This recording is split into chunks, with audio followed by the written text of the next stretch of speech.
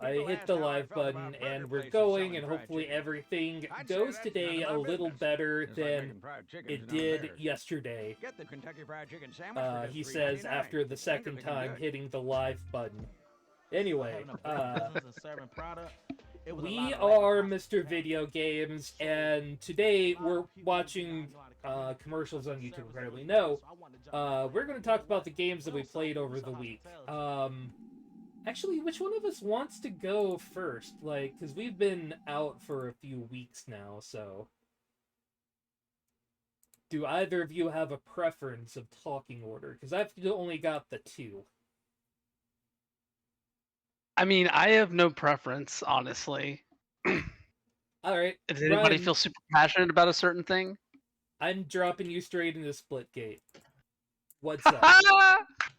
Alright. So, Splitgate.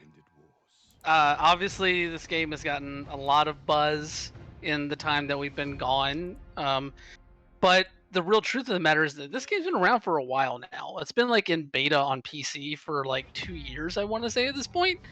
And the beta just recently made the jump to console. I've been playing it on PS4, and it's pretty simple to explain what it is. It's basically if you took Halo multiplayer and threw in portals from Portal, and they made a big old, sometimes a little bit too buggy for my taste, baby, you have Splitgate. I mean, even down to like the match modes and the thing, like they're all ripped straight out of Halo multiplayer. Like you want to play Oddball, there you go. It's called Team Oddball. You want to play King of the Hill, it's called King of the Hill. You know, this looks like a Halo mod. That is just a really fucking elaborate one. Yeah, but it's like really, really fun. It's really dope, and the element of adding the portals to it completely throws like all kinds of different new strategies into how you approach playing an FPS in this game. It's very bare bones, I will say that much. It's straight up just multiplayer matchmaking, you know, whether it be team stuff or they do have a free-for-all mode, and they have some circulating alternate modes as well, including one that makes me think that maybe they bought too much into the Halo multiplayer ecosystem, because for a while there was a mode that circulates through where you get points by teabagging your opponents, which is obviously the thing that you remember most fondly from playing Halo multiplayer, is the teabagging element of it. Oh yeah. God damn it. Anyway, so but the game itself, it plays really well. I have run into a couple of hiccups here and there where like I'll try and run through a corridor, but for some reason it doesn't read that I'm going through a doorway and thinks I'm running into a wall and puts me beside the wall instead of the doorway. It's weird. It's just one of those little things here and there. I don't know if that's a server capacity thing because this thing is blown up in a way that Nobody expected, yeah. Nobody expected it. The developer's name is like 1047 Games, I want to say. But yeah, it's been a lot of fun. Outside of the actual game, though, it very much feels kind of held together, or the ideas of it are kind of held together by the common trappings of your like loot box shooter. A lot of loot boxes, a lot of cosmetics that you can either pay for or. Anything to this game beyond just the multiplayer or just the multiplayer? No, not at the moment. It's just multiplayer. Like it's literally just you pick it. You want to play casual or ranked. We got some modes for you to choose from, and hop in. I will say this much though: if you play ranked, you cannot choose which modes you play. It randomizes stuff and lets players vote ahead of matches. That they give you like two options of like, here's a map and a game type. Here's a map and a game type, or then random map and random game type. So like there's a lot. I really wish that they put in some kind of system where you can select the style of stuff you want to play in ranked, because like I like playing ranked, but I also don't want to play oddball 5 times in a row. So yeah. Who does? I don't know. I really enjoy the portals are so much fun to play around with. It's literally just oh hello. I'm a sentient Discord chat now.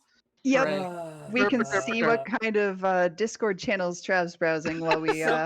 Someone added, so I was trying to figure out what the fuck was going on. That No, was it's all me right. getting people attention.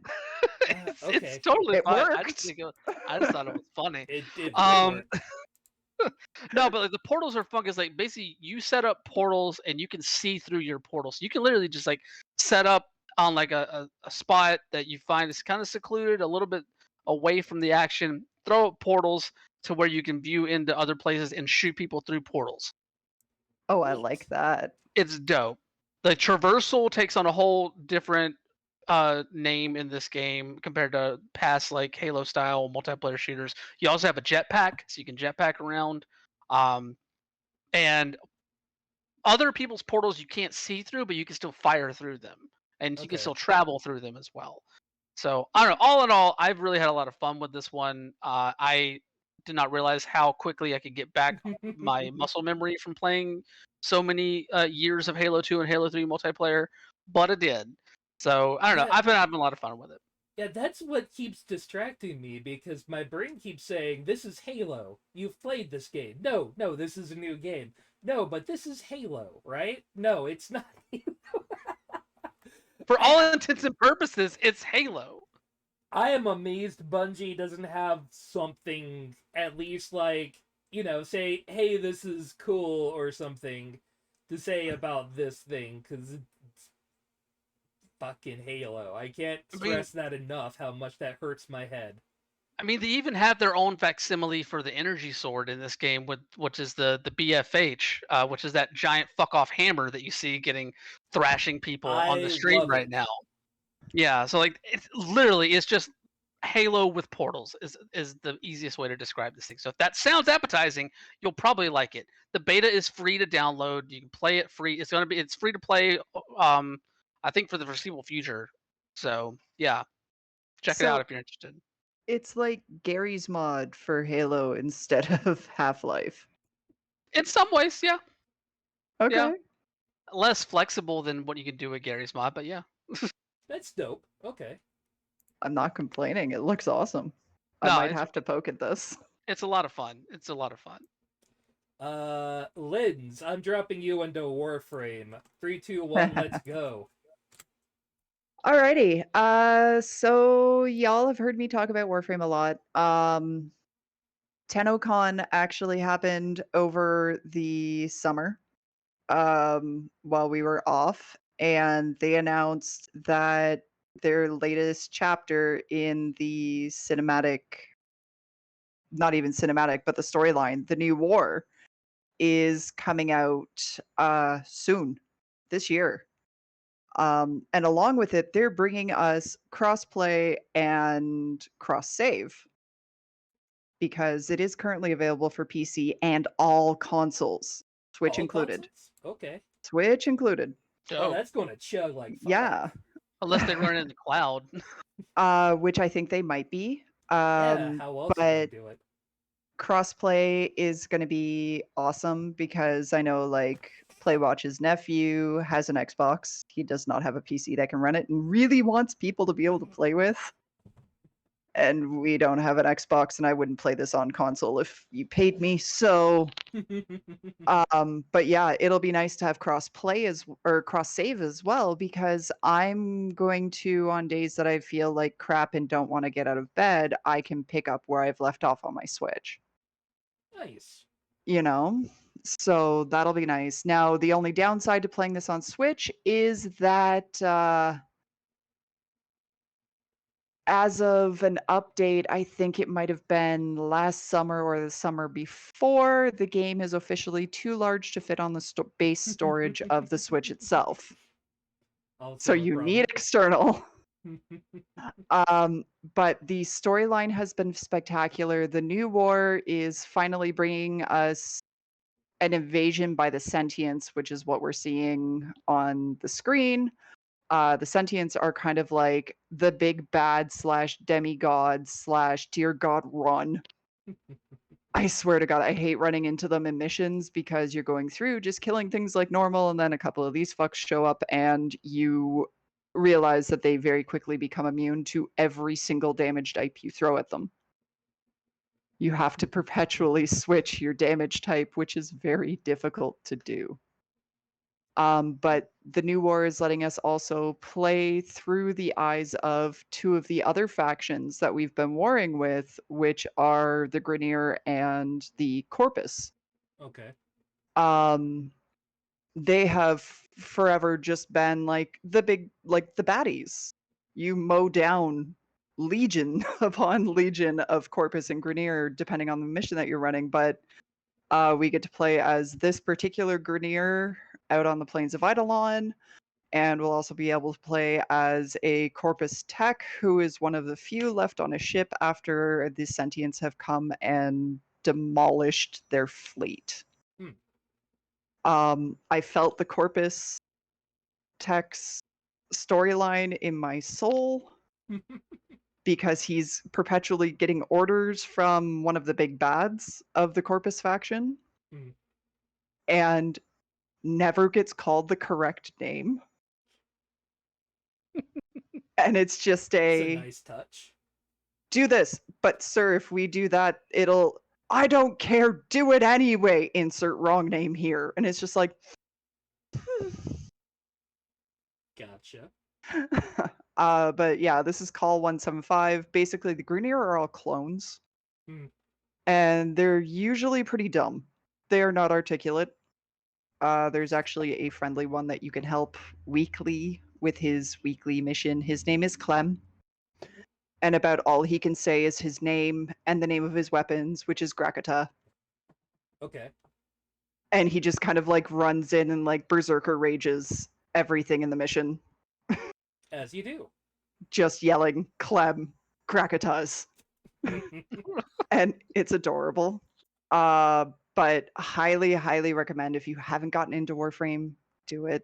There is time gating, and there is also a premium currency, but literally just about everything that you can buy with the premium currency, you can farm for. It's just going to take a bit longer. You can also, there's a very healthy market in the game. Like there's a full-on player-driven economy. So when there are Prime Warframes that have come out, which are like upgraded versions of the classics, you can trade those parts. So if you go out and you're bored and you farm and you find out, hey, shit, I've got all 4 parts to build this Warframe, you can post it on warframe.market, which has no affiliation with Digital Extremes, saying, hey, yeah, here's a full set. I'm charging this much platinum, which is the premium currency.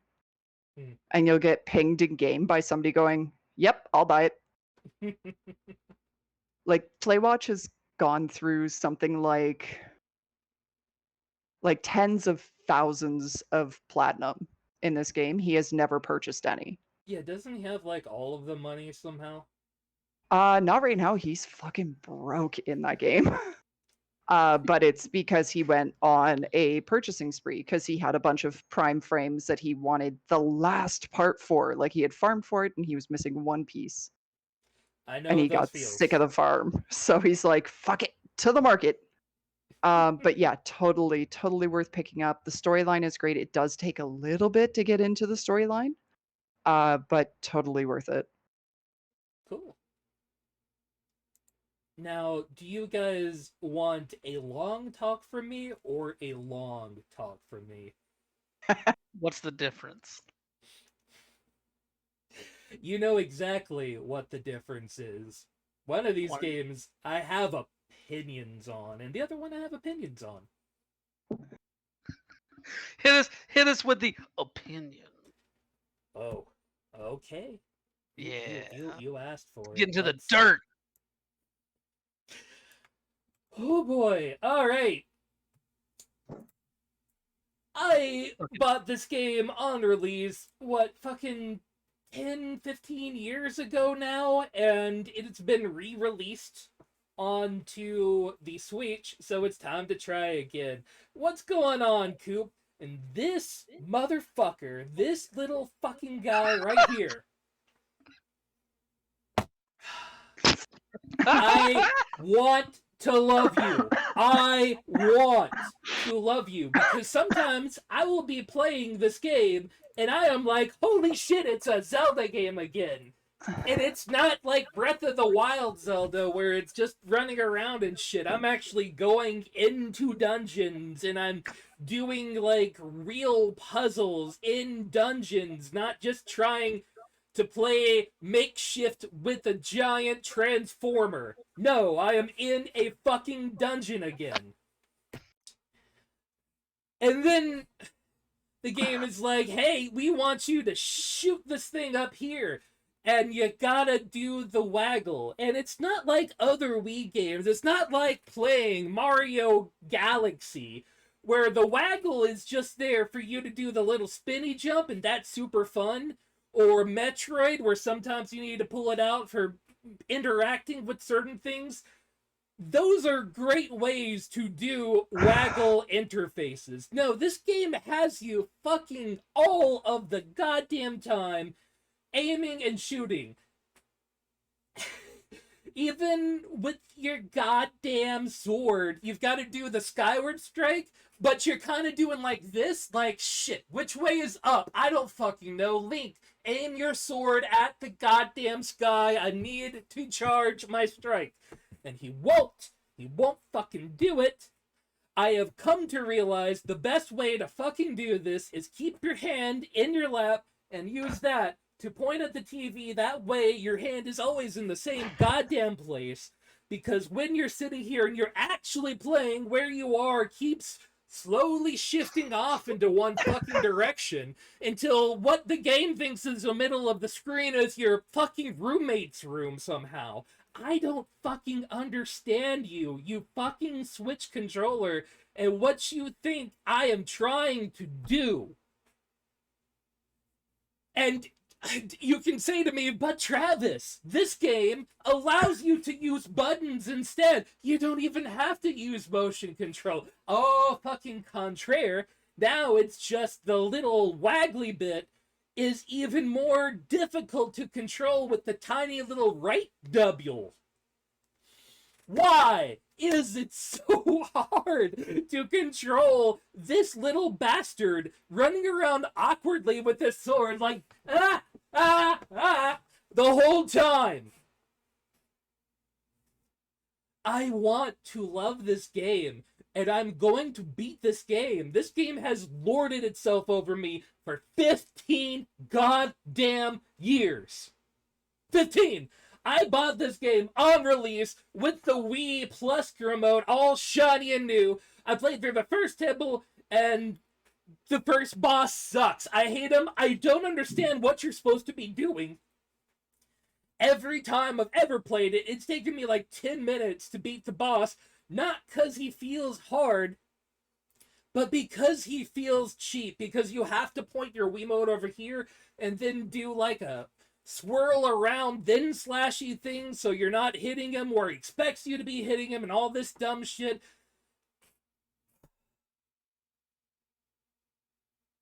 The game is pretty. Look at it. Look at how goddamn gorgeous this game looks. Look at it. It is a fucking 1700s painting turned into living, breathing shit. All of the other characters are monsters from your best dreams. They all look awful, but great. That sort of dumb, make-up character that you fucking love. That fucking douchey guy with his goddamn pompadour has the most brilliant expressions I have ever seen in a Zelda game. Don't even get me fucking started on traveling around on Loftwing. I'm trying to jump off into the goddamn clouds. Somehow I missed the clouds. I thought it was over the clouds. No, I missed it. I missed the clouds. Oh, here's another fun one. You see this city where, like, there's all these places you can fall off? Yeah, they chide you every time you fall off the side, but not the ones, in the places with the little docks. If you run at full speed off, then and only then can you choose your loft wing. If you drop down by holding onto the side and then dropping, it counts you as being caught by one of the Sky Knights who chides you for falling off the side. I was trying to get to loft wing, motherfucker, but apparently this is not a loft wing agreed upon zone. Look at this piece of shit. You are the worst, Link. I hate you. Why are you so bad? Hold on, I've got to find a scene with you running around with your sword looking like just a fucking dumbass. Please pull out your sword or something. I don't want a Grammarly commercial. YouTube. I've forgotten what it's like to actually have ads on YouTube. If you can't tell, this is not a game that I hate. But goddamn, is it stuck in the year 2007? And that's the worst part. Like, this game has definitely given you some, Oh, they are playing on this one the Wii version, the actual Wii version. Don't ever fucking play the Wii version, because it looks like this. Do you see all of this right here? This, like, you're looking at it, like, did I forget to put on my glasses? No, you have on your glasses, I promise you. The game just looks like Merkweed. It is so much better on the Switch release, at least in that regards. They do give you a whole lot of quality of life choices that make playing the game a lot easier. And sometimes it is really fun. But you will try to capture a goddamn butterfly, and you will not be able to figure out where you need to waggle your stick in order to capture it with a butterfly net. And I wish I were kidding. I wish there was some joke here.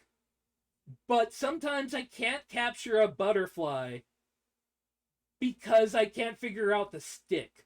Look at how he walks around like a fucking idiot. Look at him. I hate him. Just wandering around like he's trying to look for water with this sword. Feel better? You know what? I don't mind Fee. I don't mind Fee. She is not the most annoying part of this game. Everyone's like, oh, she's like the new fucking Navi. She's fine. Or at least in the Switch version, she's fine. I didn't play enough of the Wii version.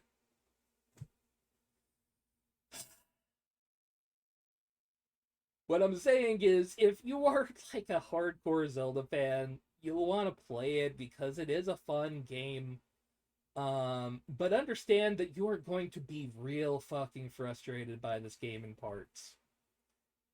And there's no way around that. That's Zelda. Hey Brian, you want to talk about let's see. You want to talk about Boyfriend Dungeon? I do want to talk about Boyfriend Dungeon, but I will go ahead and hit a couple of ones that I have on the list just because they're quicker hits, I think. Yeah, let's go for we it. need to keep the show moving just a little bit. Although I will say, I'm glad that you had the catharsis of that moment for yourself. Clearly a 7 out of 10 moment for you. So I guess for quick hits on my list, let's start with the ramp. Because this is a game, but it's also kind of not a game. The ramp is a skateboard simulation made by a single developer, and it came out a few weeks ago. It's basically like it's just like a bare bones like skateboarding game that you play. It's on mobile as well as on PC. It doesn't like keep score. There's no like trick attack modes or anything like that. It's just, hey, choose a place to skate, go do some skating, and just like try and hit tricks and do fun things. And here's some lo-fi beats behind it to kind of chill out with. The developer himself even describes it more as a toy than a game in and of itself. So I've been playing it here and there, especially whenever I just need something to kind of chill out with, and I've been having a lot of fun with it. It's like $5 on Steam. But I don't know. It's a fun little thing. I like the physics in it. It poses enough of a challenge to keep me engaged with it as well. So if you need a fun little skateboarding trinket, it's a fun one. That is a nice way to pass the time, I would say. Um, Other than that, I would also hit Windjammers 2 real quick. Because Windjammers 2, which was announced years ago at this point, is in an open beta right now on PlayStation. And if you liked Windjammers 1 back in the arcade days, if you liked Disc Jam, whenever that came out on PS4 and Xbox and PC a little while back, you'll probably like Windjammers 2. It's basically just more Windjammers. They got some. I think they have some different characters in there this time around with some old characters as well. It's combat frisbee throwing. It's fun. I like it. I am not as good as I wish I was at it. But it's fun. It's free, and you can check it out for a little while longer. I think that they're closing it sometime near the end of August. But yeah, I've been waiting to give it a try because I really liked the first Windjammers. I really liked Disc Jam. I played a whole bunch of Disc Jam when it first came out, and so I don't know. It's a lot of fun. I thoroughly enjoy it. It's just more Windjammers. Yeah, this That, It is. enough said. looks. Sorry, go ahead. Oh It no, looks, that was it. it looks like Blaze Blue, the sports game, and I'm kind of for that. I was Yeah, gonna say it looks kind of like Angry Pong. basically, except with bumpers, and one of the stages is in a wrestling ring. So Oh, Okay. so speaks to me. extra wonder they full fuel. Exactly. And Exactly. the ramp just it kind of makes me think of like those little fingerboards that you can get? Yes. Those, but virtual. Exactly. And that's honestly kind of what it feels like in a way, except, way more of a, well, I don't say way more of a challenge because I can't remember how much of a challenge it was to work those things and try and do tricks with them. Anyway, but no, it's a fun little thing to pass the time. That's what I do with it sometimes. It's a nice chill out thing if I like need something that's gonna kind of bring me down, you know. Yeah, like you gotta have some of those just little games that you break out because like you're just stressed and need something to do for 10 minutes. For me, that's Puzzle Quest 3, but I could see that being Windjammer instead, or the ramp. Yeah, Windjammers is a lot of fun. I suggest if you're interested at all and have a PlayStation, try it out over there. It's a lot of fun. All right. Anything else you want to talk about first? I think that's it for the quick hits. Those two games are just a lot of fun. Did anybody else have anything else they want to hit on before I jump into Boyfriend Dungeon? Linz, anything you want to do that might be quick? Quick. Avicii and Vector. That should be pretty quick. Basically, Avicii and Vector can be described as taking Audio Shield, or not Audio Shield, Audio Surf, making it a hell of a lot prettier, and giving us music that we actually know. It can be a little complex. It is a rhythm game. Primarily it uses, let me think, 1, 2, 3, 5 buttons on your keyboard. So you've got the down arrow, left arrow, AD, and space. Yeah, this looks a lot like Amplitude. I have adored it, and I like the fact that it gives you a break from the rhythm sections with these little flying sections. You're supposed to try to get through the centers of these rings. It can be a little jarring, the switch, because now you're going from W is up, S is down, A and D are left and right, and versus basic rhythm game. Do highly recommend. It was free through Prime Gaming a while back. I don't think it costs too much. It might be available on Steam.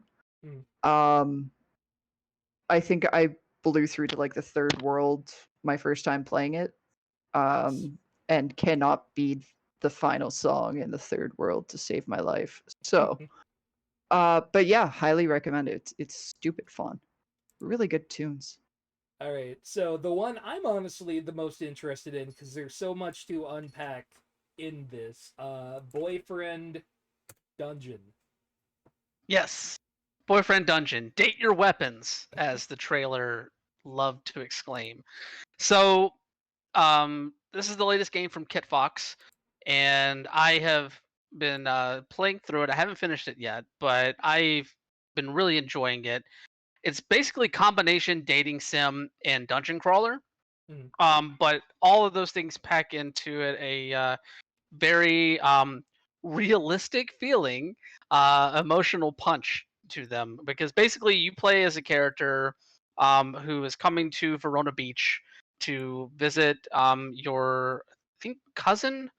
Anyway, so but you're coming to this place. You've never been on a date in your life, and the whole concept of this is that you're coming out here for the summer, and your cousin is gonna set you up on dates and help you like kind of get this self confidence about yourself and break um this ideal sort of thing that you've had around the idea of dating in a way.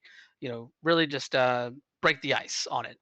And in doing so, you end up going on dates with many people in Verona Beach, some of who can transform into weapons. That's just a commonly accepted thing in this world. Some Okay. people can transform into weapons. As one character describes it, it's basically just the same as like clenching your fist and really thinking hard. Mhm. And some people cannot. And people that cannot are called wielders. And Oh. hello, my cat. Um, and they basically can take these weapon people into the dungeon, or as the game calls it, the dunge, DUNJ, and combat monsters that are bore out of their own minds. And my cat is getting in the way. Hello. Oh, hey, Um, buddy. yes, Kitty, that is kitty, kitty. Max. That is Max. He's lovely and loud. Um, but yeah, it's basically the monsters in the dungeon are kind of bore out from your own insecurities, and Oh. yeah. So like you're like in the first dungeon, which is in like the mall, there you are fighting against like cell phones and record players and all these things that kind of are tied to the idea of like communication and connection with people and that sort of thing. I haven't gotten to the second dungeon yet, but there's another like sort of thing that one plays off as well. To my knowledge, those are the only two dungeons in the game. So that's been one of the major complaints from some people in the reviews for this game, is that there's just not enough dungeon in it, Mhm. which I can understand. The combat feels good, and the different weapon people that you go into the dungeon with, they definitely have distinct feelings whenever you go in there with them. They have distinct abilities. One of them allows you to parry, the other one allows you to like confuse enemies whenever you're dodging people. Another one is just a fuck boy. So yeah, like there's a lot of interesting things at play here, but the real nitty gritty of it is the dating sim part. Mhm. It's you have a big overworld that you can run around and buy different things to craft gifts for people. You go on dates as you build up your connection with your different weapon people that you as you're going through the dungeon. And the story itself um, is really, really realistic to like experiences in dating, I would say. Mhm. So much so that I think we didn't touch on this yesterday because we had the Activision story to talk about. But another thing that's come out around this game is a lot of people pointing to the content warning at the very beginning of the game. The first thing you see as soon as you launch into it, um, that kind of sets the stage like, hey, this game has these things that discusses these topics around like stalking and unwanted advances and stuff like that. And some people felt that the content warning wasn't strong enough in relation to one character named Eric, who I can confirm is 100% grade A fuck boy, get out of here energy. Mhm. Um, and so much so that Kit Fox has gone back and said that they are going to revise the content warning to make it more apparent, Mhm. in a way. But I will say this: I can't remember who wrote the piece, but someone wrote a piece that like perfectly nailed my feelings on Eric and some of the discussion around the content warning stuff. Is that like you can't tell the story this game wants to tell without having a character like Eric in it. Right. Like it really speaks, especially for people playing this game that don't have the experience of being a like femme-bodied person and experiencing the extreme level of unwanted advances from people, or just like shitty like dick pics from characters, like, or continually telling people to just go the fuck away, and they're just like, oh, you don't mean that, you're so funny, blah blah blah, that sort of stuff. It's a very very realistic depiction of these things that really factors into what this game wants to say about relationships. You know, one of the things that's really important as well is that they constantly remind you that, like, you don't have to like everyone you go on a date with romantically. You can make friends. Being friends with members of the opposite sex, or a member of the whoever, whatever, you know, sex or gender you are attracted to, is perfectly fine. Platonic relationships are good Mm. and should be celebrated just as much as romantic relationships are. And I think that's a wonderful message, especially for people, you know, along the asexual spectrum that are playing this game, or the aromantic spectrum that are playing this game. So, you know, it's just one of those things where I think it really speaks to a bunch of different experiences in a way. And I think some of the criticism is maybe a little bit overblown about it, because it really, if you take that stuff out, or try and, like, for lack of a better term, like neuter that stuff in the game, you lose a lot of the impact that it wants to lay on the player. But I've been really enjoying it, and I look forward to continuing to delve into the grand world of dating. I haven't met the non-binary weapons yet, and I need to meet the non-binary weapons. I mean, I really liked the idea from everything I've been told so far of like a dating sim that actually goes into the problems of dating, because, you know, you play these dating sims and everyone's always on your side. So, like, playing a dating sim where some of your dates maybe don't go so well, uh it is a little bit of something that I think has been missing from these style of games. So obviously adding in also you're going spelunking makes it something entirely different. But And just to be clear, the character on screen right now on the stream, that's Eric. That's the fuck boy. Get the fuck out of here. oh. Happened with a rusty spork. Yeah. No, I really like it, and I'm enjoying playing it. So Out of curiosity, if you deal with said fuckboy, um, and you just tell him to get lost, does he actually get lost, or is he persistent? he's very persistent. Damn He it. is basically a stalker, from my understanding. Yeah, he shows up in all different like scenes in the game. So that's the thing. That's another thing. It's like it very much is about imparting the feeling of experiencing that through Yeah. playing the game. You know, which I Which, think is. Sorry, go ahead. oh, I was gonna say, like, that's a fantastic thing, because, like, Yes. a lot of the dating sims out there, it's you'll get the interest that you really want to pursue and they say no. Mm. But then you try again and they say no. And you try again and they say no. And then you try again and they finally say yes. Right. So this, I think, is a really nice way to, like, throw it at people from the other side of it. Like, hey, you're really a dick when you do this. Stop. Yeah. Yeah, I would like to see, like, or hear more of the take, like, and certainly I've heard enough takes over the last, you know, week or two, but I would love to see a take of somebody I know that is female bodied, to how this, you know, compares to their own experiences, because it looks like it's trying a lot to say a lot of things. And I wonder, you know, how much of, you know, having different experiences can mean to how this plays. Exactly. I mean, Brian, you've pretty much sold me on this. So I'm definitely willing to pick it up and poke at it. So I it may take some time. Stuff is in the works right now. So No, yeah, um no, it'll be there. yeah, I will definitely give this one a shot and I'll report back. All right, Lindsay, either of these you really want to drop into? Take your pick. All right, you're doing Sigma Theory. Let's go. Okay. So I like trying new games. Mm. And I have to say this one is not for me.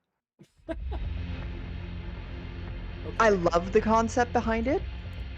I love the style of gameplay. It's just it struck me as too little tutorial and everything goes way too fucking fast. So basic story is that there's been a new element-ish type of tech that's been discovered that's been entitled the Sigma Theory. Okay. You are recruited by insert government here because, I mean, unless you're starting off with story mode, you have like 6 or 7, maybe 9 to choose from. As head of their Sigma Theory project. Your goal: recruit scientists to research Sigma Theory and have breakthroughs on the various aspects of it. Okay. First, you build a team. Mm. Every single agent you see listed here has different traits. They have different backgrounds, they have different allegiances, as well as some may have warrants out for them in certain countries. You need to build a well-rounded team that is going to work together and actually listen to you, because there are some that really hate you when you try to exfiltrate them. And it can get messy. So before you can actually recruit them, you've got to go through this little roleplay thing. So you had better have read their dossier. Because if you answer wrong, they'll say, I can't work with you. And then they are no longer an option to recruit. Oh, this sounds tedious. Yeah. Basic gameplay, it's kind of like a game of risks mixed with Pandemic. Is Pandemic that board game? Yeah, that's the Yeah. game. Okay.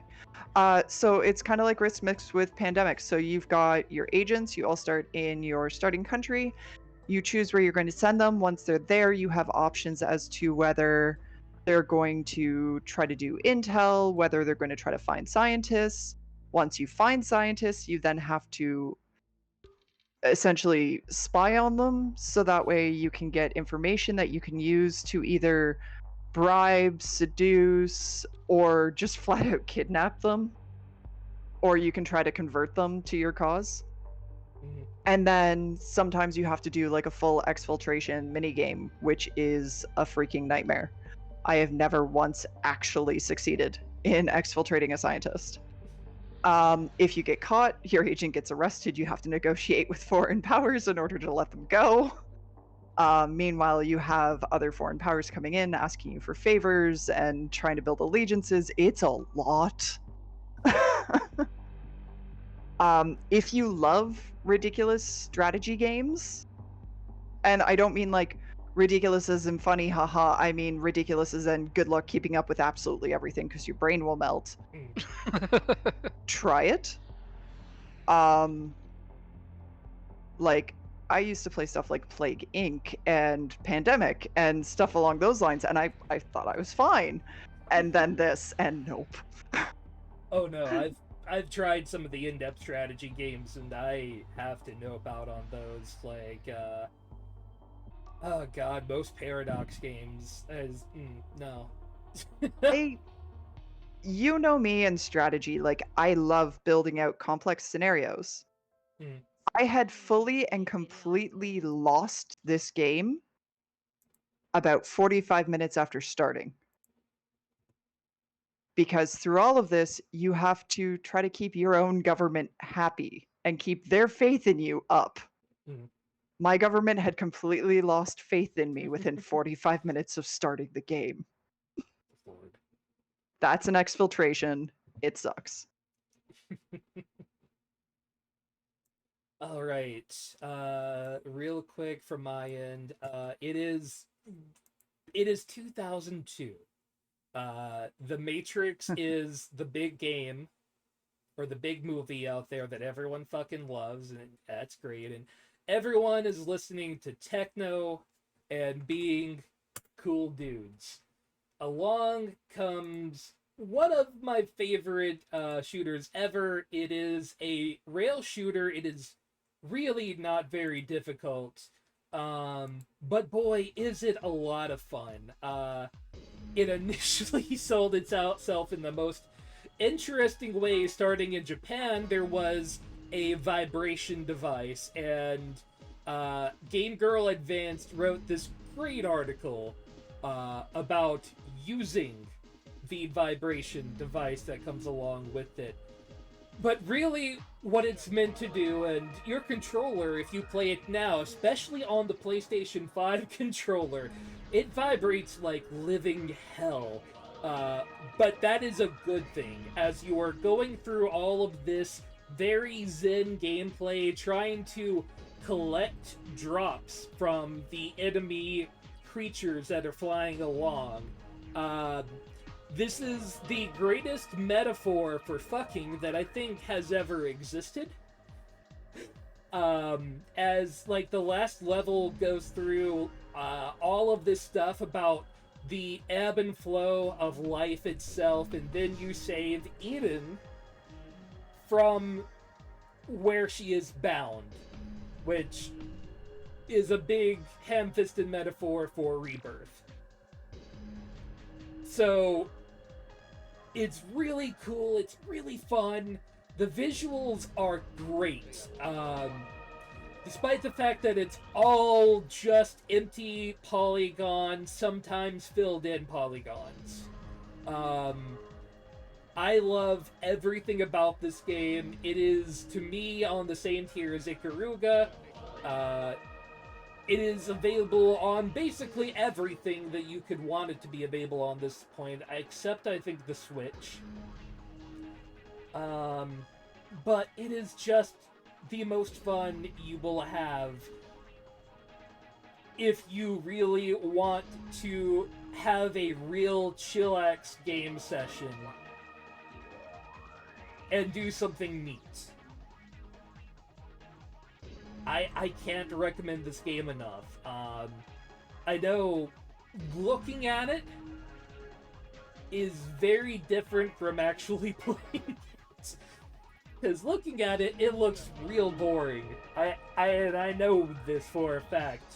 But it is absolutely the embodiment of 2002 in that weird conceptual rail shooter with dumping techno playing trance music as you go through all of these stages. The soundtrack is baller. It's like $20. Give it a go. It is a classic for a reason. Yeah, I need this one. So Brian, how's that Pokemon Unite? Well, it's definitely a Pokemon MOBA. Yeah? And I will say this, all of the different attempts that I have made to get into Dota 2 over the years have paid off in that I can actually play the sort of simplified version of a MOBA that Pokemon Unite wants to put out there in a much more successful way than I ever played Dota 2. Ever. The game is really fun, and I know we're running up on time here, but I don't know. I really enjoy it. It's free to play. It does have a lot of the trappings of a free to play game, including a lot of people being upset about it having a play to win sort of structure in terms of spending currency to buy items and buffs for different characters. But the world of Pokemon transfers really well to the world of a MOBA. I mean, you have so many different characters that you can pull from that all have different movesets already established that really attribute themselves well to different classes in your traditional MOBA idea. The one thing that I've had an issue with so far is that there's definitely been a learning curve whenever it comes to new players that have not necessarily played a MOBA before. My cat is here again. And that being said, like I think this is a good game for the people to jump onto that have been interested in playing a MOBA but did not want to jump into the extreme deep end that Dota 2 and League of Legends represent. Um, Especially because of the reputation that the player bases for those games have cultivated over the years. Yeah. Definitely don't want to be jumping into Slur County if you don't have to. But that does lead to some instances where if you're just playing with randos, and in my experience, it's basically been just playing with randos.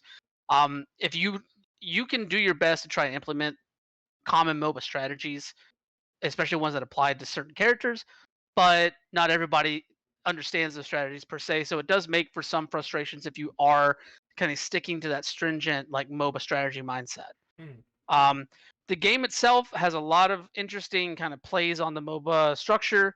You know, instead of 3 lanes, there's 2 lanes. Instead of like trying to destroy a base, you're trying to score points in different areas. There's no creeps or anything like that. There are other Pokemon that you can kill to boost your own experience level and that sort of thing. But it's very much more focused on larger enemies like bosses that show up that deliver specific abilities for your team, or a lot of like excuse me, a lot of PvP. Um, and it moves really fast. The games are only 10 minutes long, Ooh. so it also cuts down on the regular half-hour time it would take to play a game of Dota 2. Hmm. Um, they also mix in a lot of quick game modes that are like 5 minutes long that have smaller maps and that sort of thing. It's a lot of fun, but it can be frustrating at times, especially if you have experience with previous MOBAs and you're trying to put those things into this game on your own. So I would say, like, if that's the case, like, find a group of friends that have Switches and Yeah. want to play online and jump in and have a blast with it. You can still, and I still have plenty of fun just playing with randos, even though I do find myself getting a little bit more frustrated just because, like, I'm trying to jungle, y'all aren't doing anything. What the hell? Fuck. Anyway, no, it's a lot of fun. I really like it. I really like it. Cool. Okay. Like, I can see this being like the Rabbids kind of has the same parallel of taking a complicated game, boiling it down a bit, and throwing in Pokemon flavor. So I can dig it. Yeah, yeah, for sure. All right. Gosh, there's a We got time lot for left one here. more. We got time for Uh, one more, I think. um, I can save mine for next week's show because I'll still have plenty to say about those two games on next week's okay. show. If Linz wants to talk about her last game here. Yeah, let's Okay. go for that. Yeah. Alrighty. So, Spectrum Retreat. One of the legitimately most unique puzzle games I have ever played. And not just because it's a puzzle game with a plot. Hmm. So you wake up in this glorious hotel room. It's beautiful. Like, absolutely beautiful. Kind of gives me Starship Titanic vibes, if you guys remember that game from like the early 90s. Um, but basically, there are puzzle sections to it where you have this scanner and there are these cubes. And the cubes, as you can see, are different colors, and the walls are different colors. So you have to figure out how to organize everything so that way you can pass through all of these walls to get to your objective. Hmm. Holy fuck, does it get complex, especially once they add a third color. You can only carry one color at a time. Hmm. Meanwhile, you're also finding these beautiful little glowy areas that look completely out of place that are telling you more story. In between the puzzling sections, are you wake up in the hotel, your phone is ringing, and you hear a mysterious voice tell you through the phone that just keep acting natural. It's built on routine. Do not throw off your routine. Hmm. And they guide you to this back room where the techs who built the or Spectrum Retreat were able to escape from. And you're getting little bits of story here and there, but you have to beat like the first time around, you've got to beat like 5 or 6 puzzle sections, and then you've got to beat 10 puzzle sections before you get any more of the plot. Meanwhile, you have to go through this hotel that has these really creepy ass robots. And I don't mean creepy asses in like they look like they belong in a horror movie. I mean like they wear tuxedos and they talk like people and they kind of remind me of the robots that were in the Doctor Who episode that have the two streams resort when Amy got stuck in the past. Um Basically blank white face, and they speak very kindly, like they don't indicate anything's amiss, but there are some distinct horror elements to it, but it's mostly atmospheric with the occasional tiny jump scare, i.e. you come around a corner and suddenly one of the robots is there and they're like, "Hello, can I help you with anything?" Oh, And Nah, none of that. yeah, it's amazing. I am absolutely in love with this game. I need to spend many, many, many, many, many more hours in it. Mhm. But highly recommend if you can get your hands on it. Like you guys know me in horror games, I don't do them. This is enough of a puzzle that I need to have more.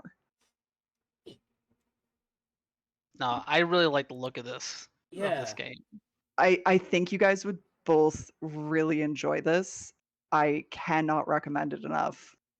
And If there's just like if you're observant, you'll catch the major horror aspects that I'm talking about.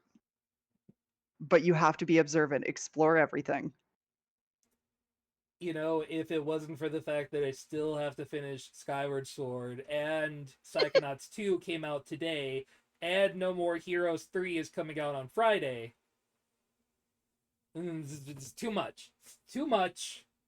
Y'all gotta stop making video games.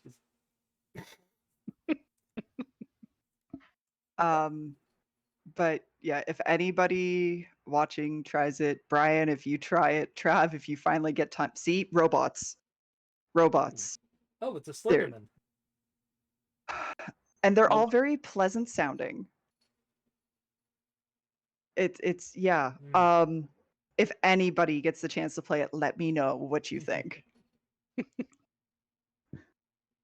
All right. Let's do real quick. If you had to recommend one of the games we talked about, what would you recommend? I'm going to say Res. Brian. Probably Boyfriend Dungeon, although if you want something that's not going to cost you anything, Splitgate.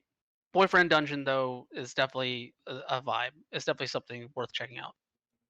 Lindsay. This one, Spectrum Retreat, wholeheartedly. I mean, I'm a big fan of Warframe. I want the world to play it, but if I have to pick one, Spectrum Retreat. All right. This has been Mr. Video Games, playing video games and talking about video games back to your faces. Yeah, Boyfriend Dungeon is on Xbox Game Pass. Yes, You that's know, how I'm playing it, actually, is on Xbox Game Pass. neat. I actually have like a month of Xbox Game Pass for free because of the Psychonauts 2 that I pre-ordered 5-6 years ago or something. I don't fucking know. Anyway, video games, always exciting. Thank you everyone for joining us for strange episode today where we sit down and just talk about video games for an hour, do like On a 5 video minute book game show. reports. Actually talking about video games and not talking about workers' rights or sexism or other disgusting things? No. Don't worry. We'll have more to talk about that on Monday. Oh, yeah, we'll even have to recover the same thing we talked about yesterday all over again. So that'll be fantastic. You know it. Final words, anybody? My cat is attacking my window. Sweet. Play video games, don't do a sexism. Have fun. Bye, guys. Don't do any sexism. Bye!